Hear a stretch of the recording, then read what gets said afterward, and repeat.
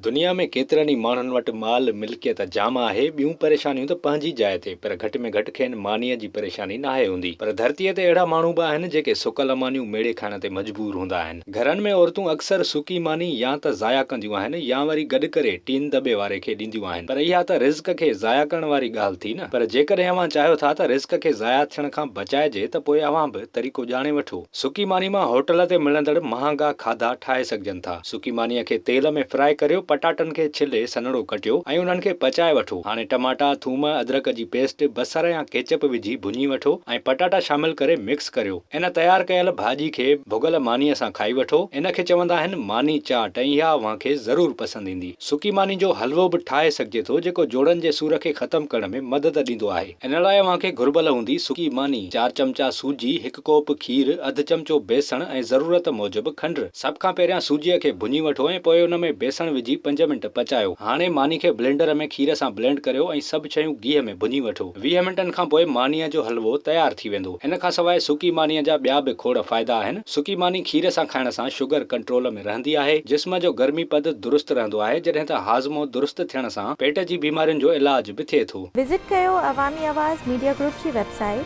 awamiawaz.pk